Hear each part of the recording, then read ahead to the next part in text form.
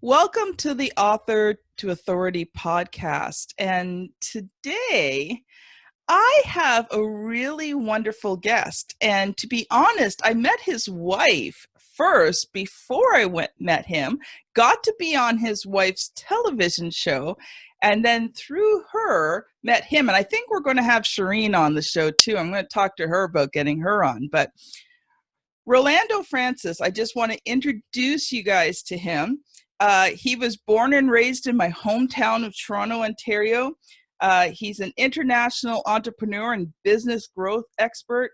He's sold multiple six figures, spoken at multiple events, and has met and consulted with big-time entertainers and industry leaders.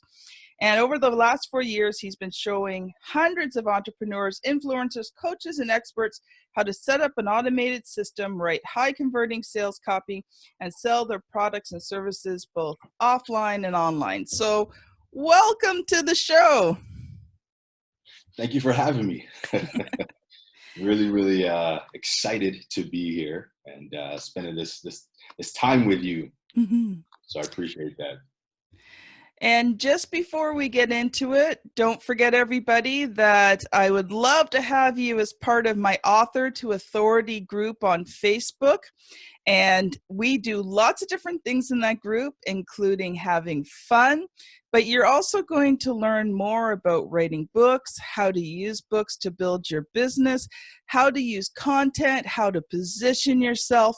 It's really all the things that you need to know about that process of going from just being an entrepreneur to that high-level influencer. So search out Author to Authority on Facebook, click to join, and we'll be glad to have you. Now, Rolando, why don't you tell us a bit about yourself? Yeah, for sure. Absolutely. Well, like you said, I'm certainly born and raised right here in Toronto, Ontario. And love it. Absolutely love it. A true Canadian. Yeah. So my background is Jamaican. So both of my parents are born and raised in Jamaica. And even when I go back, and spend some time there, I always get homesick. I love Canada. I love the 4 seasons that we have here. I'm a winter baby, so going into fall, winter, that's my time of the year. Absolutely love it. I love it. But I'll go a little bit into my story, which is interesting because, I became an entrepreneur on accident. Oh, okay. It wasn't something necessarily planned or intended. I wasn't just sitting there one day thinking, let me become this online, internet marketer, or let me become an entrepreneur. It wasn't like that.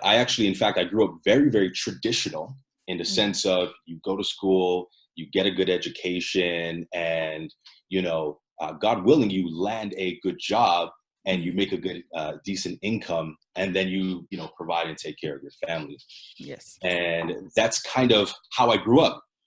And so, I was doing that. That was the intention, right? Going to school, getting a good education. I grew up very athletic, extremely athletic. So for most of my life, I was heavy into sports, specifically basketball, where I excelled pretty significantly, and just due to injuries and things of that nature, didn't end up going pro, but that's what I wanted to actually do.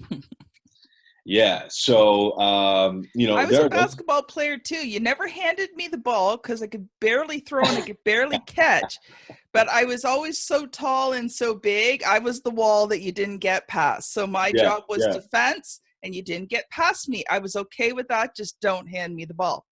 Got you. Well, you know what? I definitely needed someone like you on my team because, we always needed kind of that tall centerman, which we never ended up having. But, my teams did pretty well. So that was always a good thing also. So either way, I started off in sales, where I grew just a passion and love for selling. There was something about sales and being able to kind of motivate and inspire someone to take action on their goals and their dreams. It's interesting because usually in sales, you fall in love with kind of the end result, I find usually, which Yes. is closing the sale, right? Making the money, kind of having that transaction.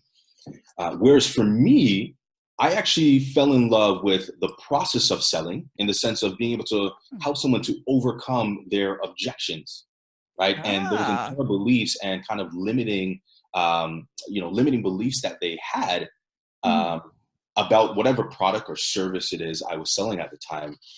And I was in the fitness industry, which was just a kind of a natural progression, right? Like Yes. coming from the sports, going right into health and fitness. And I ended up managing a few of the #1 fitness clubs in Canada, which is Good Life Fitness, Wow. which you're probably very, very familiar with.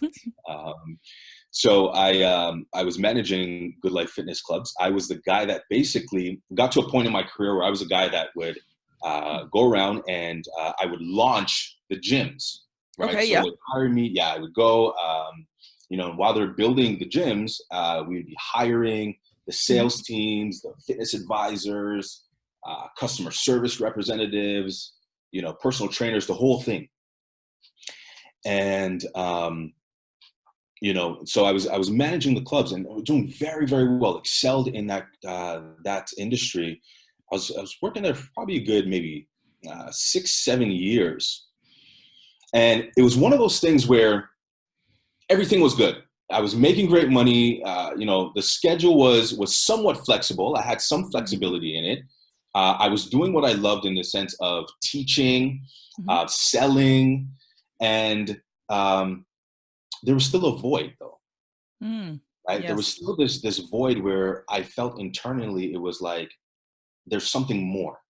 Yes. When you're on this path and you're, everything seems well, like there's blessings upon blessings, but it still kind of feels like there's that gap or that missing link. That's where I was. And, I knew that I wanted to make an impact. I knew I wanted to inspire people in some capacity.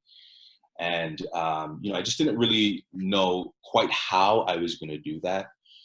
And so either way, I ended up transitioning out of that position at the height of my career and going back to college at the time, and just to complete my degree in philosophy and psychology. Yeah. And so, during that time, I was also a youth pastor for my local church, which I didn't mention, but so I grew up in a very spiritual family, I guess we would say. My mother was a pastor, and I was a drum player and the youth pastor for our church. So teaching and kind of helping young people at the time was, I guess that was more of my passion and my lane and where I wanted to go. So either way, and I ended up going back to school, and I wanted to complete my degree, and that was the plan. The problem was, at the time, my wife was pregnant with our second daughter. Okay. And so I didn't at the point I didn't qualify for student loans because of the income that I was making, but I had to end up tapping into savings, which ended up dwindling down. So I didn't have enough funds to go to school full time, provide for my family as well. And I just didn't know how I was going to continue doing schooling without having to get a full-time job. And, if you know anything about sales, in my opinion anyways, it's the best industry to go in because you're going to make a lot of money, and usually at a very fast pace. So I knew that if I left school if I wanted to make money, I had to go to school full time. But then if I did that, then I would have to give up going to school and completing my degree. So, I'm in a little bit of limbo here. I'm like, what to do? And, very, very quickly, things started to get very difficult. Bills started piling up. And, I was in that place where I started feeling guilty and bad because I felt like I was letting down my little daughter and my now pregnant wife. And, on the inside, I'm like, man, what are you going to do? Right? How are you going to fix this problem? And on the outside, I'm telling my wife, babe, don't worry. I got this. Everything is going to be cool. I'm the man. I'm going to take care of this. And Shireen's going. Yeah, right. And in her mind, she's like, okay, babe, And I remember the sound of disappointment in her voice when she asked me, babe, are we going to have enough money to pay for rent this month? And we were just falling behind. And literally, like in that moment, it was like the bottom just fell out from underneath me, right? And, I felt the pressure coming down on me. It was like, it was like a 500-pound boulder just on my shoulder. And, just instantly, I felt sick to my stomach. And I was like, this is not the life I dreamed of having. In that moment, I knew that I needed to make a big change. Mm-hmm. And I knew that I needed to, change some things. And so I was thinking of, okay, well, let's go back to the one thing, that I know I'm good at, which was selling. Mm-hmm. Except for this time, I didn't want to do it in the traditional way of getting that full-time job. And so I started browsing online, and I'm searching, how to make a quick buck, how to make money under the table, whatever it is I got to do. I just need to get some cash in, and I need to get it very, very fast. That one of the probably the most famous Google searches, how to make money online. Absolutely. Right. And so this is where the two kind of connected, right? Because I was kind of, in a sense, a novice to the online world and space. I knew that there were people out there who were making money online. I just had no idea how they were doing it. Yes. So I would sit back and I'm Googling and I'm researching and I'm saying, how are these guys actually making money online?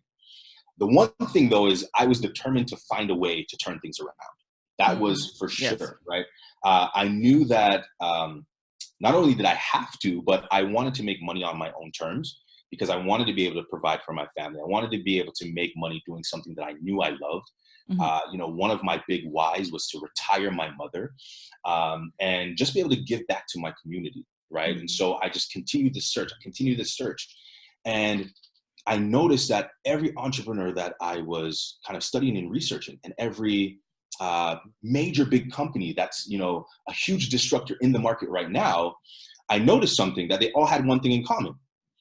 And the one thing in common that they had is that they were all selling something online, right? Yes. And so I was like, okay, so how are they doing this, right? So I continue searching, and, I realized that not only were they selling online, but they all had, what's called an irresistible offer, right? They all had that one thing that people were dying to have. It was basically, they identified with a gap that was in the marketplace, and then their service or product was able to fill that gap, to fill that need. And so I noticed that there were, certain sites I would go to, which were basically, sales pages and funnels, which I had no idea what was at the time, but that's basically what they were. And I would notice I would go on pages and I would get hooked. I was like, okay, I got to get this, right? And so I started to, kind of analyze that, why was I so hooked, right? What about that sales copy got me so hooked? Why did I want to opt in? Why did I want to buy it? And so, long story short, I basically broke down that entire process, and I started studying, different trends and triggers and patterns and copy, right? Even colors of buttons that they have, to really figure out how they were able to do this. And in the end, I ended up I applied for what was it called at the time? I can't remember what it was called. I think it was just it was a program that Russell Brunson was selling. It wasn't ClickFunnels at the time. This was around 2015, and maybe a little bit before that. But I think it was just maybe sales letters he was selling, and it was basically saying, enroll in this. It's an easy way that you can write sales copy and get people to start buying your products and services online. And, before I knew it, I ended up putting together this sales funnel, which is probably really, really bad at the time because I had no idea what I was doing. But I got my first client from it. And one thing led to the next. And, I ended up going in that route, selling both online and then offline as well. And that's how I got to, where I am today. That is so awesome. Yeah. Okay, Yeah. now I know you also came, and we've got a few minutes to talk about this, but I also know that you came with some really great hints, tips, and advice for our listeners about getting into that online world. And I'm going to open up the door for you to share for a few minutes there. Yeah, well, here's the message that I've been teaching lately, and it's that the landscape of business has changed, and Yes. it's changed quite significantly. And if you are an influencer, if you are an expert, if you are a coach, an entrepreneur, if you want your business to survive, right, you need to have an online presence. You must sell some type of digital product or service online, and that's the only way that you're going to be able to scale your business, increase your influence, and also increase the amount of impact and income that you want to make. And you'll remember, look at you'll see all these major big businesses that have been around: Blockbuster, Kodak. And I was talking about this recently the other day in the US. Major companies like Toys R Us. I think we have a few still here in Canada. Sears. Look at all these companies that we've known, we've grew up shopping at, we've loved. None of them exist anymore. Yeah. Question is, did we ever think these businesses were going to go out of business? Probably not. I never right? did. Like, I think I was 7, 8, 9 years old when Toys R Us opened, and Mr. T appeared at the Toronto store opening. Nice. And we got in line, waited over 3 hours, and they cut the line off 5 people ahead of us. Wow. I didn't get to meet Mr. T. but I mean, like, Toys R Us was the biggest thing going. It was massive. Yep. 100%. Right. And, the reality is that everyone's talking about online sales, right? The online economy is booming right now. And, there's a reason that top entrepreneurs and experts and even companies, right, across all industries are heavily advertising and marketing online. Right. There's a reason why they're doing that right now. And so at the end of the day, I realized that there's only really 2 options. You either adapt or you fail, right? There's no in between. So if you're looking at significantly growing your business, as I mentioned, and income and presence, online is a route to go, especially, us transitioning into a new decade, into year 2020. I saw something funny on Facebook the other day, and it just so rang too. And it said, didn't it just seem like the 80s were like 20 years ago? Yeah. Like, oh, it's so true. Yeah. And now we got this little guy here where you can literally just, connect with everyone, and just, it's crazy. It's crazy. Yeah. So what would you say for someone who's, let's say, is not really in the online world yet? What would be a really good starting place for them? Obviously, you can't give everything away. We've only got a couple of minutes, but maybe just one actionable step that they could take. For sure. So my advice is to find a gap, right, in the marketplace. As an entrepreneur, that's the way you get paid. You get paid. The market pays you to basically solve a need that they have. Yes. So if you are already in business, chances are you have a skill set that's sellable, right? Find that gap that's already in the marketplace, because it's already there. And then you take that skill set that you have, and usually I say to kind of make a little spin on it so that it's a unique thing that you're offering. Yes. And then if you can, so here's an example. One of the strategies that I use right now is through Instagram marketing. Okay. Over 87% of influencers and entrepreneurs and experts are not actually monetizing online on Instagram. And it's a huge missed opportunity. So I've identified with that gap, and this is actually how I'm helping influencers and big brands to scale and accelerate their business is through specifically Instagram marketing. So right now, the best place to start is find that gap, and then position yourself as an expert with a unique offer or solution, and then you solve the problem that way. That is really, really good. Yeah. So we're going to transition here because you told me something exciting, that you're actually working on your first book. Yes. yes, I am. I am indeed. Yeah, I'm excited about it. Okay, so we won't share all the details, but maybe talk to me a little bit about where you're at in the process. And maybe, have there been any roadblocks, any obstacles, how are things going at this stage in creating this book? Well, I'll say I'm excited about the process. Next year, we'll say probably around closer to the fall, maybe, looking to launch and release this book. The process is been kind of, it's been a long process, but easier towards the last few months, because in a sense, this is really my life experience, my life journey. And I'm like packaging it together and exposing, in a sense, the truth about success, right? I think that there's a lot of kind of myths. There's a lot of different beliefs, different views about how to become successful. One of the things I find, though, that especially in today's day and age is that, as an influencer, as an expert, whatever your label and title is, you got to be very careful when it comes to teaching materials.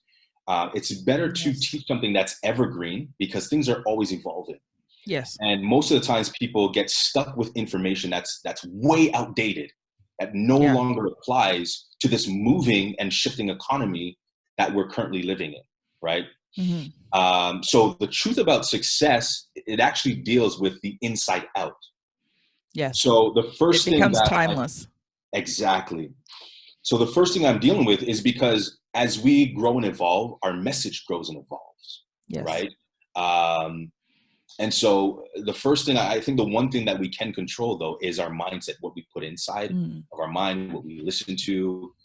We can control that. And if an individual knows exactly how to tap into that power, it makes things a lot easier. Now, I try to stay far away from kind of the airy-fairy stuff, because I believe in the law of attraction, right? 100%. But the law of attraction is the law of action, right? You must actually take action. It's not, you can't just pray about it. You can't just have faith. You can't just meditate. You can't just, think positive thoughts. You got to actually apply that and take action. Well, doesn't the good book say faith without works is dead? Bad. There you go. Exactly.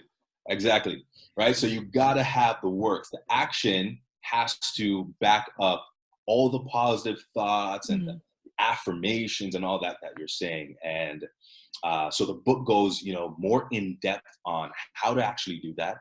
And I'm really, really excited about, the things that I'm going to be exposing in this book. So yeah, look out for it for sure. Well, what we'll have to do is when you go to launch the book, we'll have to do another podcast during your launch time and let the listeners be able to see, from now where you're just in the beginning, you're just, you've gone through that process, it's time, you're putting the plans into place, so that you have this book finished and ready for the fall. So That's an exciting time. And, we'll get you back on at launch time, share a little bit more about your writing journey and, where the book's at and how people are going to be able to get it.